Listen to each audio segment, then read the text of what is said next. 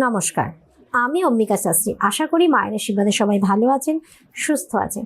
আজকে বলবো লগ্নে শনি, রাহু, কেতু থাকলে কি হয়। লগ্নে যদি শনি থাকে তাহলে জাতক বা জাতিকা দূরদৃষ্টি সম্পন্ন হবে, তাদের বাল্যকাল ভালো যাবে না, তাদের দীর্ঘ মেয়াদী পীড়ার ভোগান্তি হতে পারে, তারা বেশি চিন্তা করে, তাদের কোনো বিষয়ে আগ্রহ থাকবে না, তাদের আগ্রহটা একটু কম থাকবে, জীবনে প্রচুর সমস্যা আসবে, তাদের সাফল্যটা ধীরে আসবে, তাদের বাতের সমস্যা হতে পারে। আর শনি যদি দুর্বল হয়, শারীরিক সমস্যা অল টাইম তাদের লেগে থাকবে।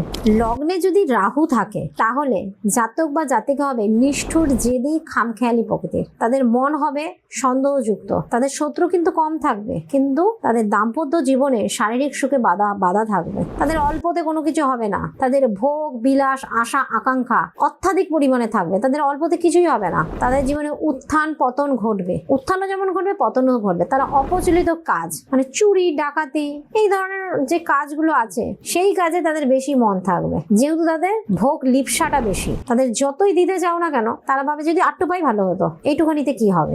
লগ্নে যদি কেতু থাকে তাহলে জাতক বা জাতিকাদের রুগ্ন চেহারা হয়, তারা দীর্ঘ মেয়াদী রোগে ভোগে, তারা নিজেদের শরীরের প্রতি কোনো যত্ন নেয় না, তাদের হঠাৎ করে মাথা গরম হয়ে যায়, তারা দানশীল হয়, সব সময় চিন্তান্বিত থাকে, সবসময় একটা চিন্তা করে, তারা কোনো কিছুতেই খুশি হয় না, সব সময় অসুখী থাকে, তাদের মধ্যে সবসময় একটা ভয় ভাব কাজ করে। তারা আধ্যাত্মিকতা জ্ঞান লাভ করে এবং গুপ্ত জ্ঞানও লাভ করে। তো আজকের মতো এতটুকুনি। সবাই ভালো থাকবেন, সুস্থ থাকবেন।